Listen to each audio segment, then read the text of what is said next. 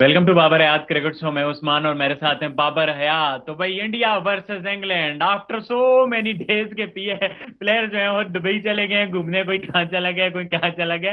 इतना बड़ा ब्रेक जो हो गया था वो टेस्ट मैचेस की शॉर्टेज की वजह से कि इतनी जल्दी खत्म भी हो रहे थे। बहरहाल क्रिकेट बैक विद बैंग, और जिस तरह की चेंजेस हो रही हैं और जिस तरह की एक्साइटमेंट बिल्ड हो रही है और जिस तरह से नए प्लेयर्स इंक्लूड किए जा रहे हैं, सरफराज के हवाले से जो खबर है, दुर्र जुरैल के हवाले से जो खबर है, और फिर मार्क वुड के हवाले से। और दोनों टीमों ने, अब एक टीम ने तो अपनी ऑफिशियल प्लेइंग 11 अनाउंस कर दिया है और दूसरी टीम के हवाले से भी बड़ी एक्साइटमेंट है सरफराज और दुर्र जुरैल को लेके। उस बारे में आप लोगों के साथ बात करेंगे। और उसके अलावा पीएसएल पीएसएल के लिए लोग अपनी डोमेस्टिक क्रिकेट के लिए पीएसएल छोड़ के जा रहे हैं। मतलब आईपीएल में इंटरनेशनल छोड़ के आते हैं और पीएसएल के लिए कह रहे हैं कि भाई मैंने पीएसएल नहीं खेलना, मैंने जाके अपनी डोमेस्टिक क्रिकेट खेलनी है। ये हाल है हमारी पीएसएल का, अनफॉर्चुनेटली। उस बारे में भी आप लोगों के साथ बात करेंगे। और एक और जो बड़ी इंपॉर्टेंट खबर आई थी कि भाई रणजी ट्रॉफी के मैचेस जो नहीं खेलेगा वो आईपीएल भी नहीं खेलेगा, तो इंडिया किस तरह से अपने आप को सिक्योर कर रहा है, उस बारे में भी आप लोगों के साथ बात करेंगे। आप लोगों को वीडियो अच्छी लगे तो चैनल को सब्सक्राइब करके बेल आइकन पे क्लिक कर लेना। इसके अलावा डिस्क्रिप्शन में हमारे इंस्टाग्राम में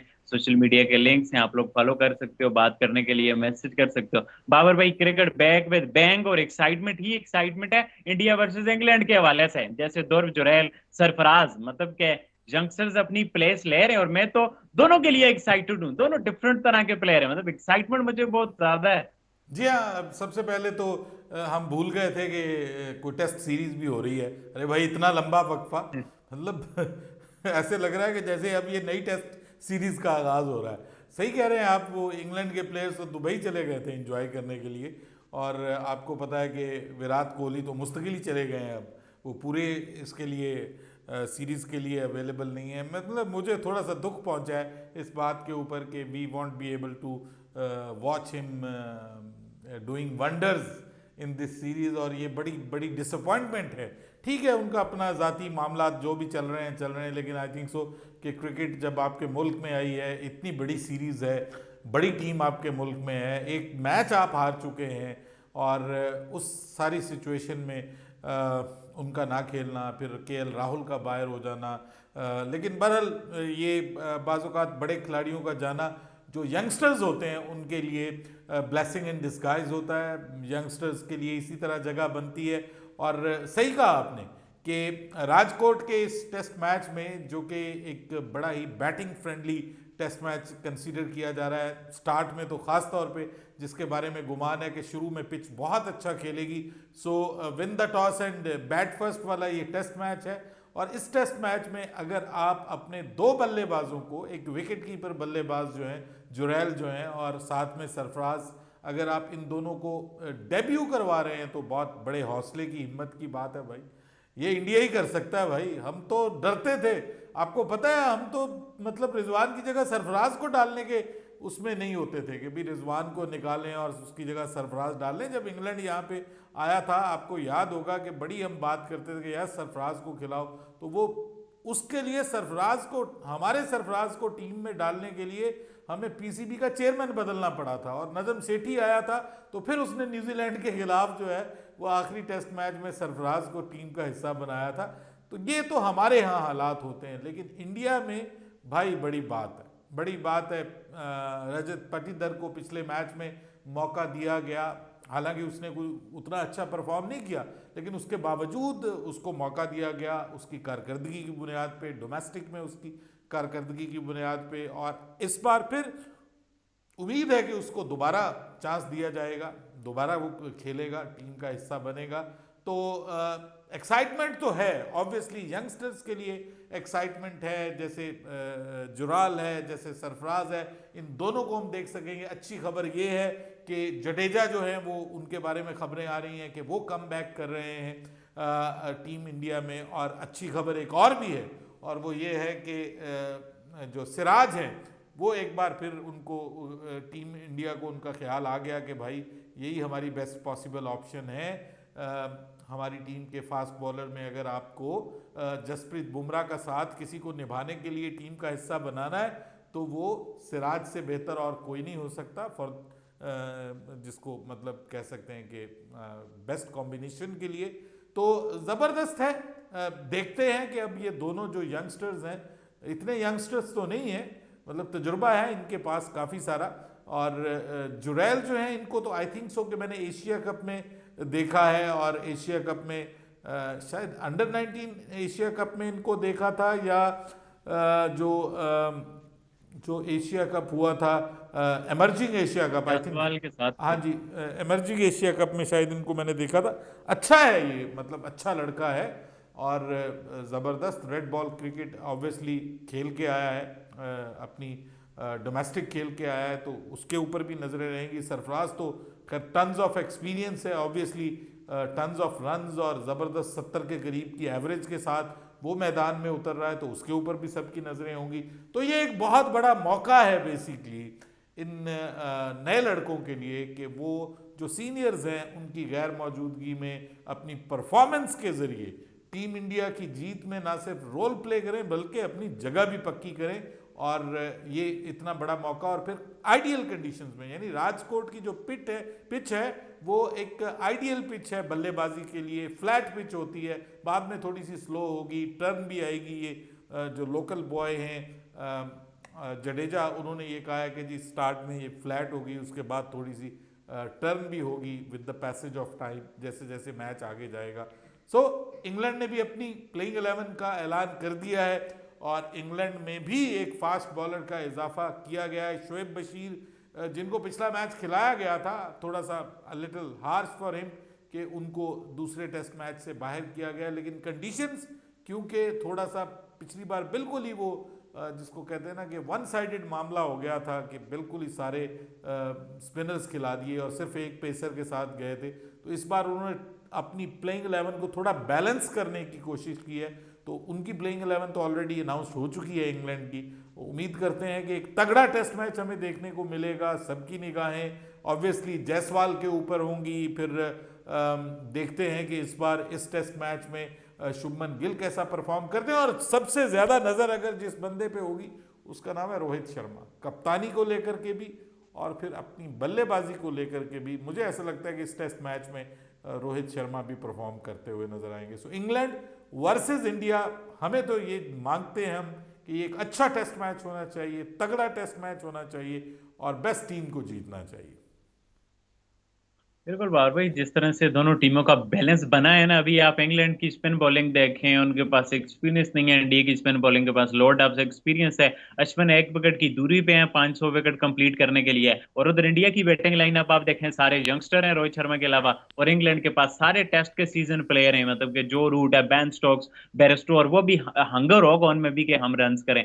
एक्साइटमेंट तो होगी। रोहित शर्मा अगर राजकोट की ऐसी कंडीशन पे भी नहीं चल पाते, बहुत सारे सवालात तो उठेंगे। खैर वो कल पता चल जाएगा। बट बार भाई, कल जो खबर आई इंपॉर्टेंट है कि ये रांची के हवाले से कि ये डिसीजन बना रहे हैं, क्योंकि ये बहुत ओवर हो गया था।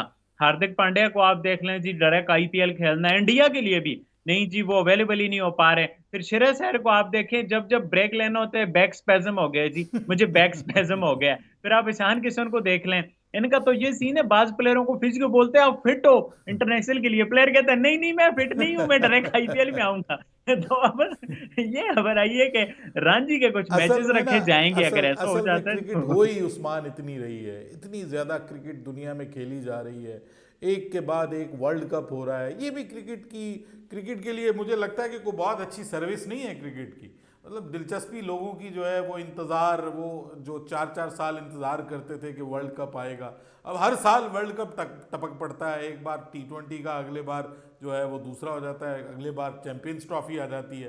तो क्रिकेट इतना ज़्यादा है, और रही सही कसर लीग्स ने पूरी कर दी है। अब बाकी जो लीग्स हैं वो दुनिया के प्लेयर्स दूसरी लीग्स खेलते हैं, ये आईपीएल ही इतनी बड़ी हो गई है, 70-78 मैचेस हो गए हैं, इसके 74 मैचेस।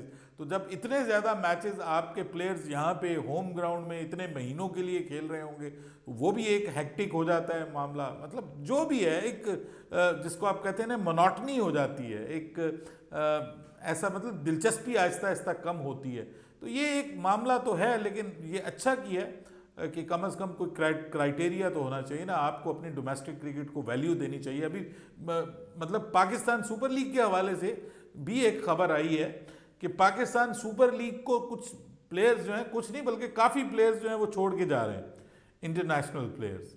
और आपने मुझे बताया उस हवाले से कि भी दुनिया के जो है वो प्लेयर्स जो हैं वो आईपीएल के लिए अपनी इंटरनेशनल क्रिकेट छोड़ देते हैं, पाकिस्तान जैसे मुल्क का दौरा जो है वो छोड़ देते हैं। आपको पता ही होगा इस बार भी अप्रैल में पाकिस्तान का दौरा करने आना है न्यूजीलैंड की टीम ने, तो कई प्लेयर उसमें अवेलेबल ही नहीं होंगे पाकिस्तान आने के लिए। पिछली बार भी ऐसा ही हुआ, उनके प्लेयर्स अवेलेबल नहीं थे क्योंकि उन्होंने आईपीएल खेलनी थी।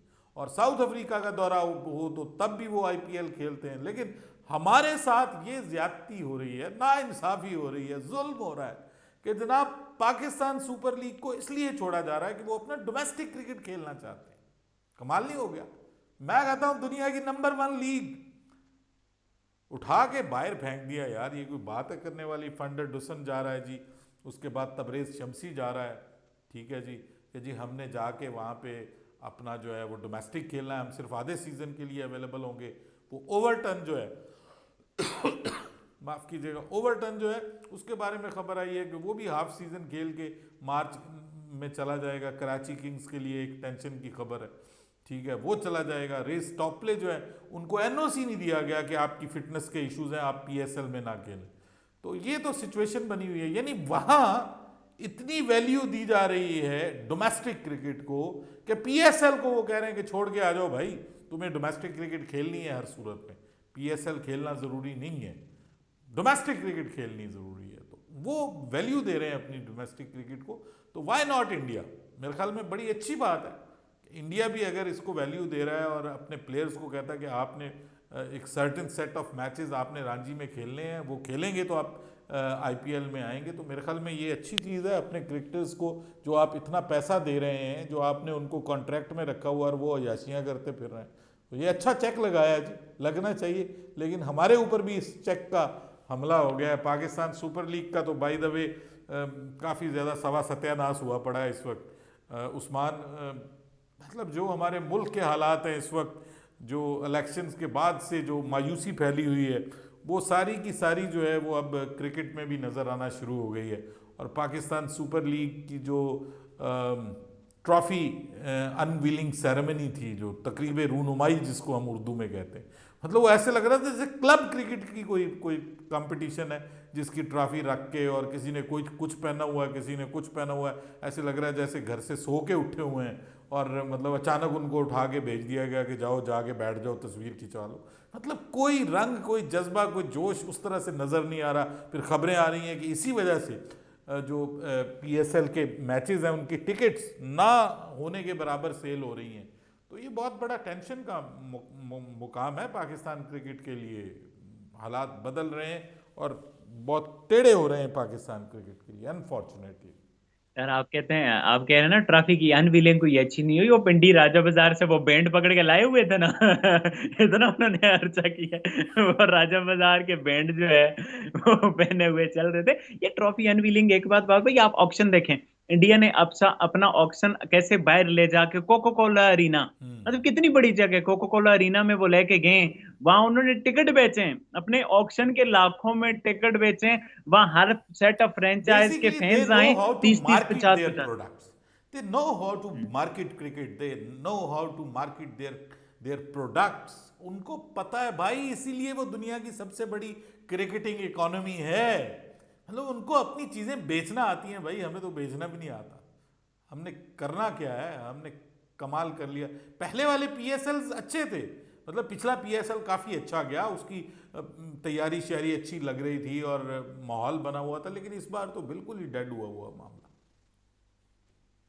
मुझे वो नजम सेठी वाला याद आ गया, शुरू वाले की ओपनिंग सेरेमनी इतनी अच्छी हुआ करती थी, दो चार चीजें तो आईपीएल वालों ने भी कॉपी की हैं। और शुरू में पीएसएल में जो मिड में ऐड आना, ये आईपीएल में नहीं होता था, ये आईपीएल ने पीएसएल से देख के किया, बाकी सारी लीग्स ने। बट अनफॉर्चुनेटली अब पीएसएल इतना बजाय इंप्रूव करने के वो थक गया है कि मतलब के अजीब ही बजाय डोमेस्टिक लेवल से भी नीचे लेवल का टूर्नामेंट हो गया अनफॉर्चुनेटली। बहरहाल यार, आप लोग बताओ, आप लोगों को क्या लगता है इंडिया वर्सेस इंग्लैंड के तीसरे टेस्ट के हवाले से, दुर्व जुरैल को, सरफराज को, और इंग्लैंड ने जिस तरह से अपना स्क्वाड शेप अप किया, स्पेशली बॉलिंग कि 3-4 उनके पास स्पिनर हो गए हैं, 2 अच्छे तगड़े पेसर्स हो गए, इस बारे में आप लोगों का क्या पॉइंट ऑफ व्यू, और पीएसएल के क्रेज के हवाले से भी अपना पॉइंट ऑफ व्यू लाजमी नीचे कमेंट करके बताना। वीडियो अच्छी लगे तो चैनल को सब्सक्राइब करके बेल आइकन पे क्लिक करना। इंशाल्लाह नेक्स्ट वीडियो में आप लोगों से मुलाकात होती है, तब तक के लिए अल्लाह हाफिज। अल्लाह हाफिज।